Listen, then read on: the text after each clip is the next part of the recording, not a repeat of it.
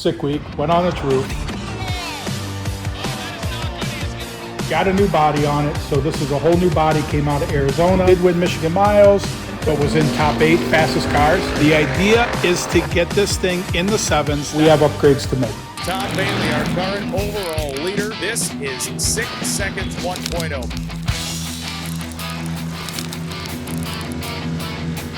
Tom Bailey's win at Drag Week 2018.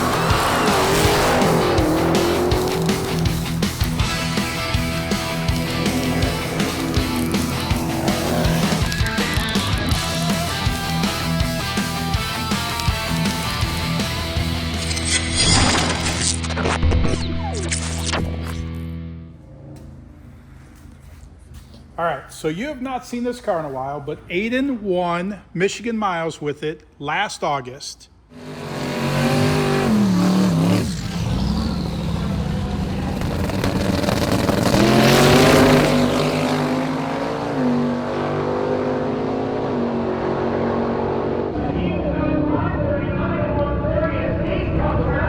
And after Michigan miles, we kind of just put it away, right? It was hurt, but we put it away. So we tried to turn it up a little bit. I mean, but he did win Michigan miles, turned it up, and we've done it many times with that engine. It's happened multiple times. One of the times was literally when he put it on its roof at sick week 22, I think. First sick week. So was it the first sick week or the second sick week? First sick week. All right, it was the first sick week, and actually put it on its roof. This was the old Richie Crampton car. This is the one that him and Johnny Lindbergh also had the screw-blown Hemi out of Johnny's car in. Went a 6 with it on drag week. Long story short, you can go find the videos and stuff out there, because Aiden, when was graduating high school, he was driving back and forth to Indianapolis to help Richie put this thing together, and got this together, I would say in time for Rocky Mountain Race Week, but it wasn't in time because we actually had to finish it at Rocky Mountain Race Week with just some final touches. Made it to Rocky Mountain Race Week. But did it start? It did start and run into the trailer to leave. Yeah. Did it not? Yeah, Okay. because it had he was driving around town and everything the day before to get a tune in it, so that Okay. when we went there, we had a running car. Gotcha. Because, yeah, we were possibly going to have to drive cross country, but like I showed up because they're like, we needed to leave, like truly should have left at like 8 p.m. or something to go. And I vaguely remember showing up at 8 p.m. and the car was still in pieces. And then we pulled an all-nighter to get the car together to then load it in the trailer, which turned into the next morning, which turned in, we had to drive straight there by just stopping and sleeping on the side of the road. I only hadn't slept in 1 day, but Aiden and Richie hadn't slept barely in like 2 weeks as they were trying to get everything done. But videos and stuff out there, definitely cool story. But then Aiden did his first drag and drive with it. He did his license passes with it at Rocky Mountain Race Week.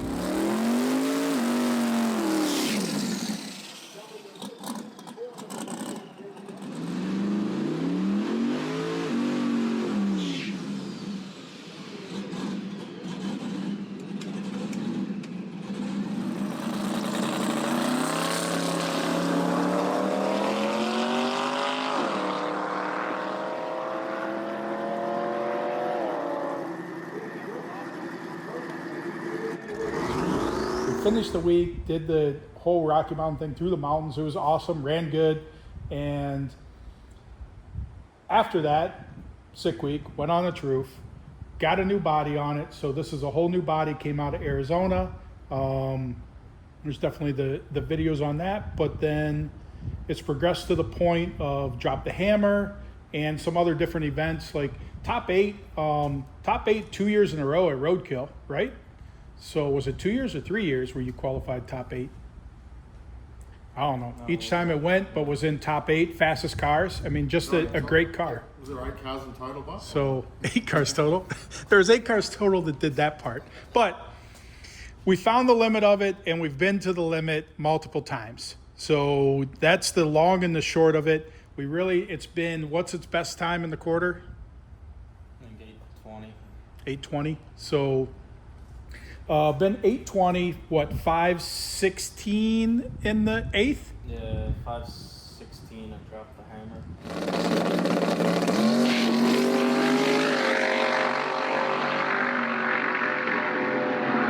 Bailey put it up through there to 513. So, which was its fastest time. And up until a couple weeks ago, it was a hair faster than the old Durangi. Now, not to toot the Durangi's horn, but at Six Summer, it accomplished its goal, which both these cars have had the same goal. Like, it's their 7-second quarter mile deal. And 795 with the Durango, so not to toot its horn, world's fastest Durango. World's fastest Durango. Stock body Durango, like fast, real fast. It was already the fastest. Now it's a 7-second one. 816 with 820. what's that? 820. 820 with Deuce box. So the idea is to get this thing in the sevens. That's been the goal for a few years with it. And based on finding that, we have upgrades to make. Number one, this thing's never had EGTs on it, so tuning hasn't been as easy as some of our other cars.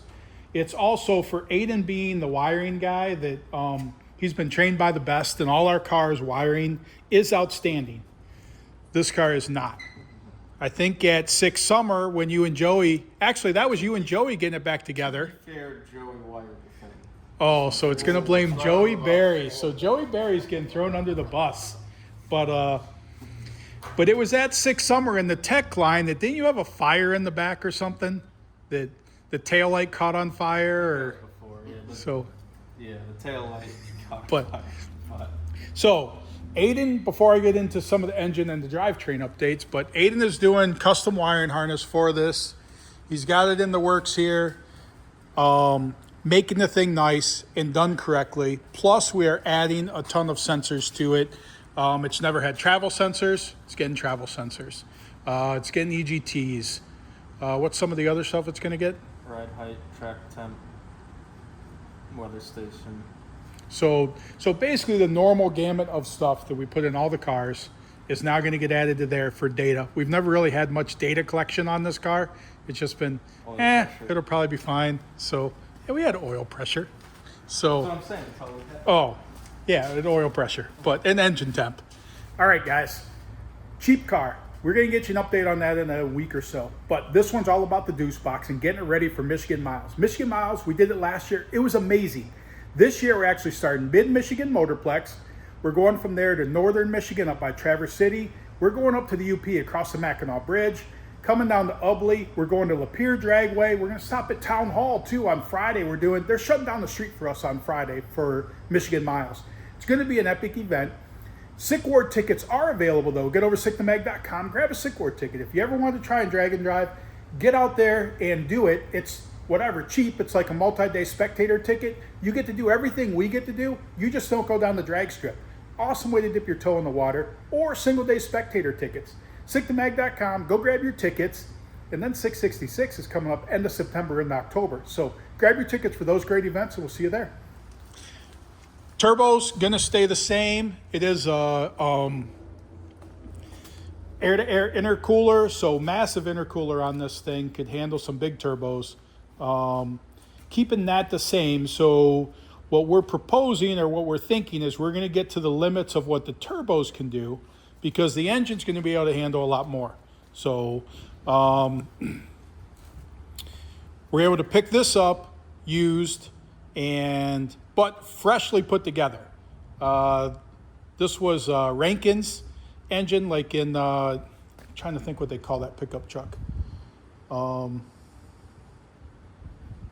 sure what the pickup truck's called, but I mean, they have been sixes with this engine and different turbos and stuff in their truck. So we just want to get this thing down in the sevens reliably.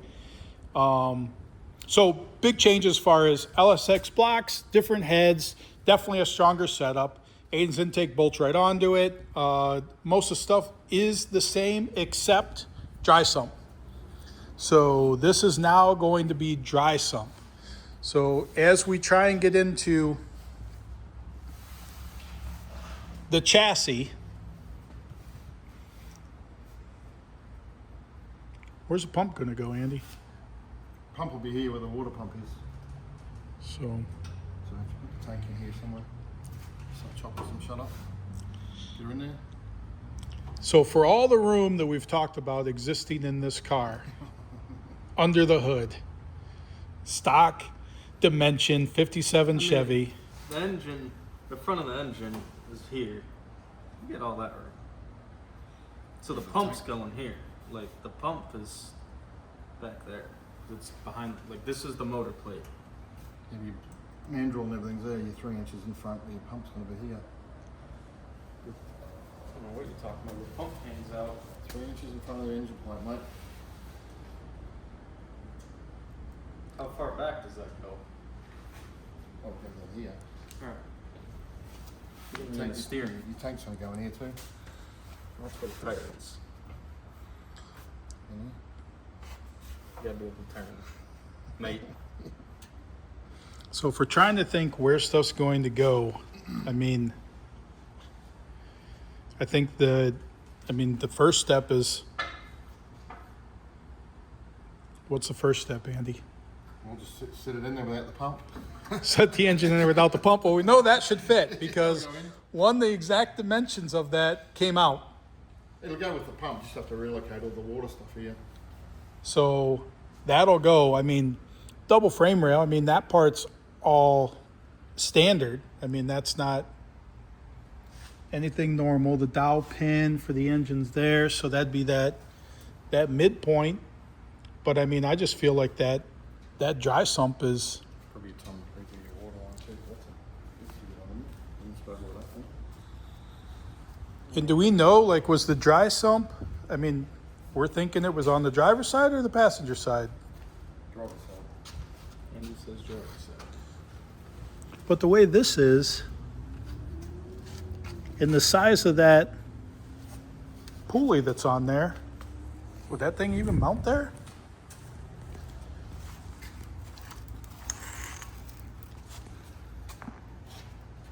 They had the fuel pump driving off the back of it. So that'll be up to the top of the tank. Go that way. Maybe the long ones. Maybe. No, that says out on the other side of the pump. We'll go that way then. And the pump says, yeah, see, this says out. So those are all the outs, and there's the in. So yeah, it's got to go that way. So it had to be on the passenger side. That's even better. Better off. Go back about here somewhere. That's got to go behind the motor plate. Over there, maybe. I think it's crooked. Yeah, we're not going to get that in there. With that frame here. Just like that. So that's how it was? Probably, because yeah, the outs would definitely be on the top, the ins would be on the bottom. One through there. Guess we're gonna have to ask for some pictures of what it looked like. Yeah, all the outs will be coming up, so that'll be. But I mean, there's not much choice. But then, judging where that is and where those pins are, I mean, that literally looks like that is right where the upper frame rail is. That'd be lower. I mean, maybe it only interferes with. Your pin's below, above the upper frame rail. Right, so maybe it only fits there. That bar is the only one in the way. I mean, definitely passenger side's better. I mean, What do you have your alternator off the here, don't you? Yeah, the alternators was there.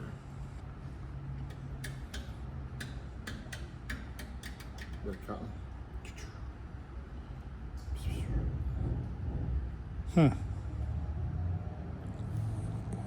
and then obviously the tank for it. So, I mean, those unfamiliar with the dry sump is all the oil reservoir is in that tank. It helps that you're not cavitating the oil, plus you're able to have a better pump versus one that could be whatever, cam driven or block driven off the back. So,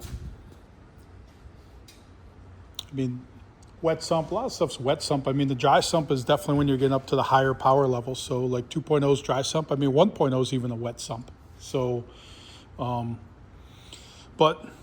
set up dry sump, and We think it'd be easy. Well, we know this is easy to go in there, but that's looking more difficult than I was even thinking it was going to be. Andy reckons one day. One day. We're a grinder and a hammer. Be all right. Yep. We don't need the wheel wells opened, Andy. We're talking about getting the engine in there. So, so that is that dilemma with it as far as tunes. I mean, most everything the same. What was the boost level we were able to run with the other engine? Could run What was it, 28? 28. Anytime you're in 30, would lift the heads. So, And, hoping to. 8th mile. Because it lifted the heads on Michigan miles, which was 8th mile event. So in the 8th, it was lifting heads at 30 pounds. Right, but we also had all the power to it at that point, which was 30 pounds, which before we wouldn't put that power to it. I mean, basically, based on what we just learned from the Durango, because what did the Durango go in the 8th when it went 7? It went 5:12, 512, 513 or something. 5:12, which was a 795. 519 was its quickest before, wasn't it? And that's on a supercharged deal. So a turbo deal, to know that it's always going to back half better than a supercharged deal, tells me that, Except we're making every pass this thing has had, it's making all of its power before the 8th. yeah, that's true. So it's not going to back half all that well, considering it back doesn't have half. anything else. It's not back halfing like a turbo car because it's hitting its max boost in the 8th. Yeah, considering it has nothing left. But 3,400 pounds with you in it, is that 450. 3,450? That was 3625 or 3825. That was 3825. Yeah, last time we took it out was 36. Now all of a sudden it's 38. Yeah, so all of a sudden it's 38, but that's, I scaled it and it was 3825. So you got 400-pound advantage with this, and that's just a little Gen 3 Hemi, like stock Hellcat stuff. So this thing should be ready to rip with that in there. This already has the dual chutes on it. I think that's probably something we should look at, is going air launchers on this thing. So swapping this out to air launchers. FYI, it's mid-July. Michigan miles is August, before mid-August. August 14th or something. So short time to get this outfitted. I think the tune-up part will be easy. The car goes down a gravel driveway. That's part of why it's always in the top 8 at Roadkill, is this thing will go down anything. Long wheelbase, good. What else do we have to consider? That's it. Just a bit of fab on the front there, and everything else should bolt in, I reckon. So A few lines, extra lines. low of this, low of that. A little massaging. So One day, and he says. One day. trans should all be good. It's got a Trouser 400 in it. It's got converter modified by Aiden to get the stators in there. So, but I think that based on everything it did, I mean, literally all we're doing is looking at down track being able to add boost. We don't need anything different off the starting line. We don't need anything different at all. We just need more. Well, you can always make it faster up front. So, wow. Goal's 7 second car. Like that's the goal with it. But yeah, gear vendor overdrive, Rosler trans. Like this is the part that Aiden is working on fixing. Like if you look at this stuff in here, I mean, all that he claims is Joey.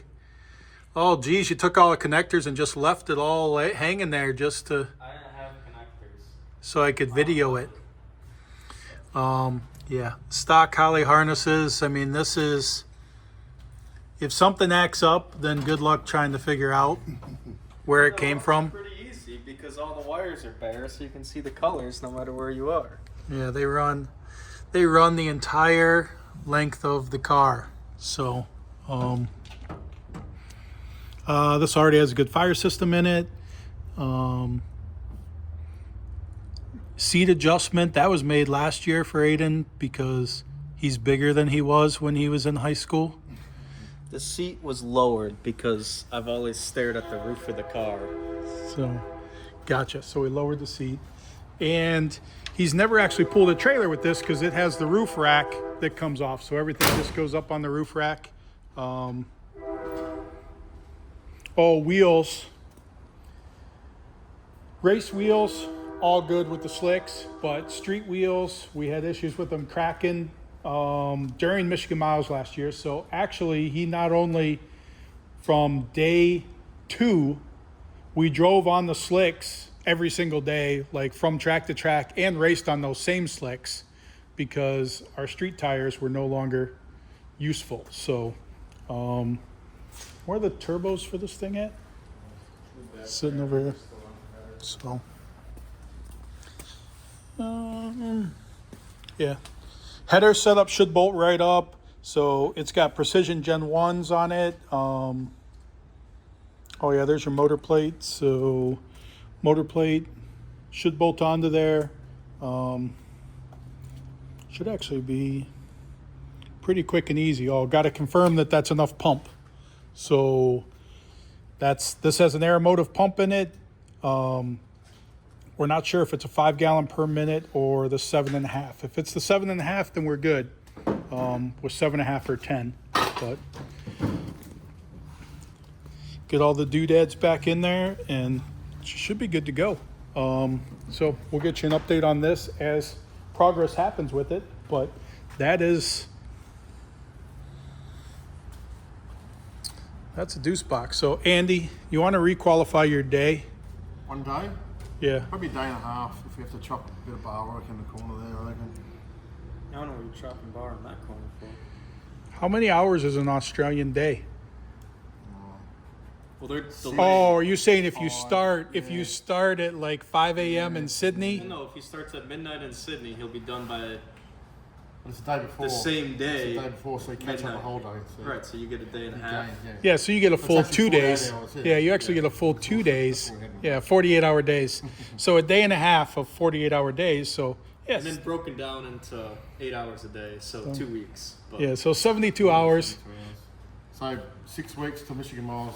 We've got 4 weeks to put the motor in, 2 weeks to do the wiring. But you only got 4 weeks to Michigan Miles.